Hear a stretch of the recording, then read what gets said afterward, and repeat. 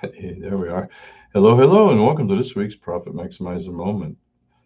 This show is dedicated to helping business owners dramatically improve their bottom line with our weekly maximizing tips that you can use now. Sorry about that. It's a deadline weekend, okay? Give me a break. The deadline extension for corporations, for S corporations and partnerships is Monday. So if you haven't done yours, probably too late. So if you can do it yourself, go ahead. I'm also the host and coach of I'm your host and coach, Wayne Belisle. I'm founder of a local CPA firm that works with business owners to help them make more money and keep more of it from the IRS. I do that with our profit coaching programs and our tax planning systems, which has saved my clients over 6.8 million, well over that now over the last 5 years. Um, we're going to talk about how the best marketers use a sales funnel. Now, it's kind of gotten a bad name in some places because it's been abused and used, and everybody's fallen victim to it, probably, it seems like, on internet sales. But still, the idea behind the sales funnel should be the idea behind any business that's marketing it. So let's talk about that. In truth, the best sales funnels are an automated system that is designed to maximize the lifetime value of a customer by automatically pushing them towards buying more of your products over time. Now, a caveat here is we're assuming that the product you're selling solves a problem for the customer. All right. So let's make that assumption it's there. If you're just selling something to get money in, yeah, you might get some money in it. But if you're not solving a problem, why are you doing it? I mean, why should they buy from you? As simple as that. Look, going back to what I was saying though, if you're not using a sales funnel either online or in your business, all right, you're leaving serious money on the table. So if I if don't turn this off just because I'm talking about sales funnels and oops, well, that was interesting. Don't mind that. Drop my mouse. Anyways, don't turn this off just because you've been burned probably by a sales funnel. You should still be using something like this in your business, okay? If you're not, you're leaving some serious money on the table. Most business models are the one off sales mode. I come in, I buy something, I leave. All right. In other words, they're always selling one copy of whatever their product is to as many customers as they can afford to market to. Now, to be honest, one of the points I try to get across to people I'm coaching is the easiest sale to make is to somebody who's already your customer, because hopefully, if you've done a good job and provide a good service and a good product that solves what their issues, relieves the pain, then there's somebody who already knows you, likes you, and trusts you. So it takes much less for you to be able to do it. All right. The secret of the sales funnel is that there are literally multiples it multiplies every single dollar of your advertising for every sale you make. This happens by taking every lead you get and gently pushing them up a planned money pyramid, putting more money into your pockets. And with current technology, this can all be automated. All right. Um, Trust me, it can be done. But you could do it through a simple email program. I've designed that and put that together for a client where just get their email, and then you're doing autoresponders and upsells and following up with phone calls. There's no good reason not to. The general rules are the same whether you do it online or not. Basically, the main parts of a sales funnel is you have a lead magnet. All right, this is simply a bribe in exchange for their contact information. What we want is for the potential customer to raise their hand and say, "I may be interested in buying from you or working with you." All right, um, be something as simple as, "I got an ebook for you," or what I do here. Get on my YouTube list, get on my Facebook private list, whatever. And then that's to get them. So these are people that stood up instead of trying to advertise to the whole world and spending that kind of money.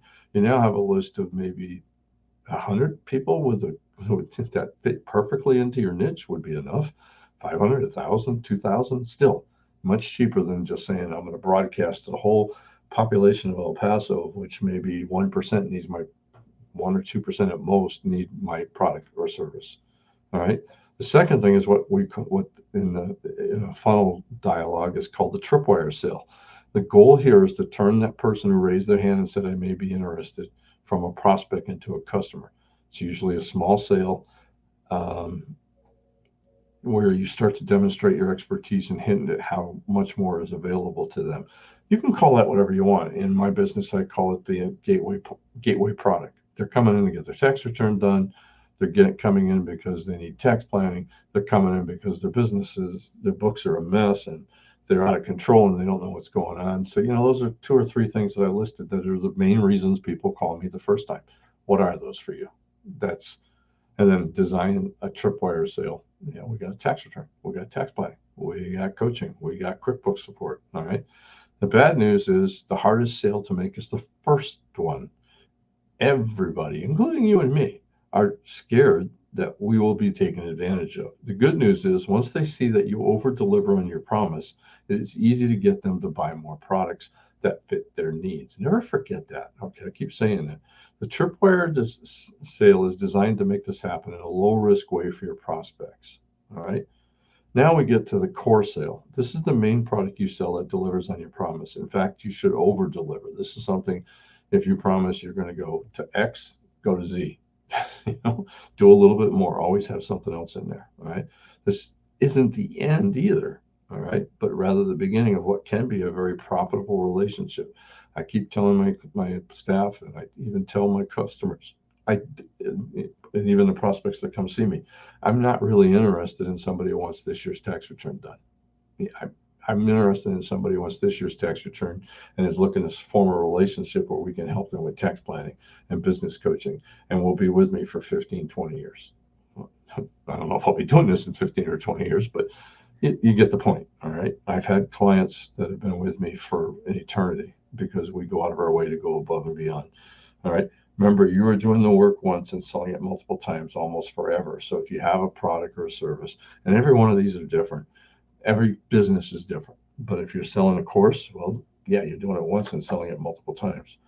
And then you have what's called the profit maximizer sales. I shouldn't say I called it. I didn't make this up. This is where the profits really are. This is an upsell, monthly continuality program, high-end coaching, software sales, related products, just about anything else related to your niche. They come in to do a tax return.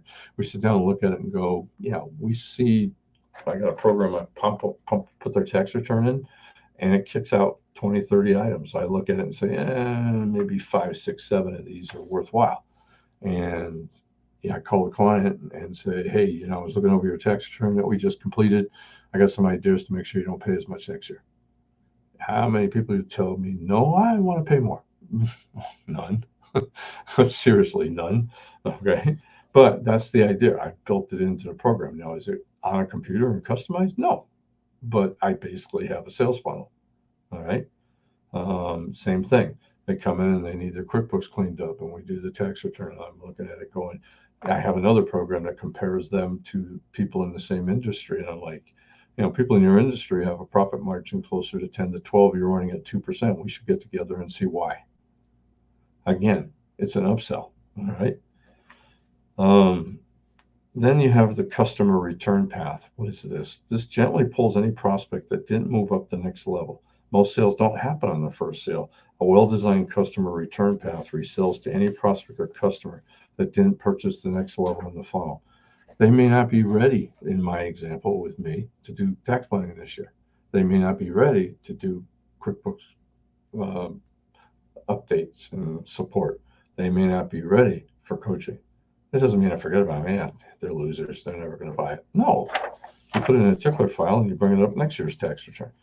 I'm basically got a sales funnel that's not automated, but I mean it is, because we do the same things with everybody all the time, and we have programs that automate the process behind it. So basically what I'm saying is you should have that kind of idea of not having a one-off customer, but you're really looking for a lifetime value of a customer and how can you increase that. All right.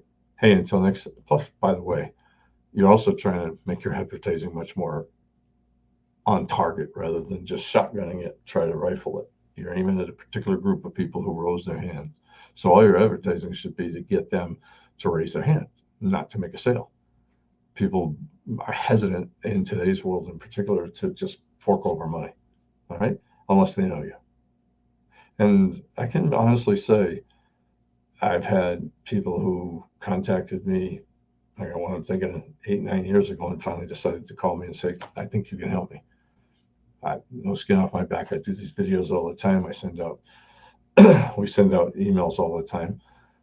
Sooner or later, somebody's going to answer. I remember, here's another way to look at it.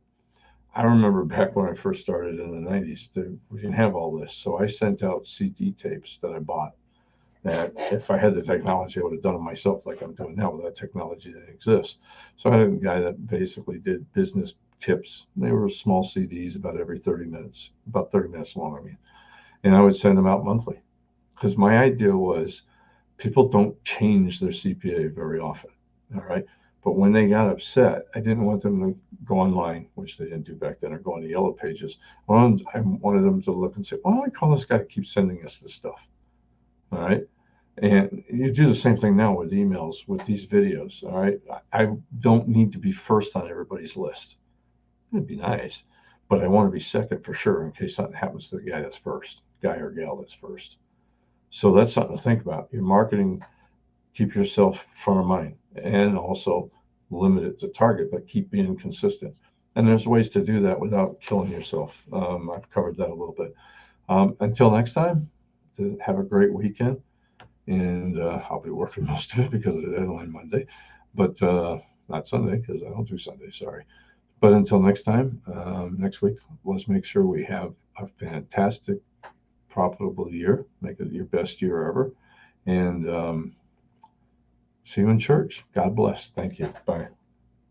And let me find my mouse so I can shut this off.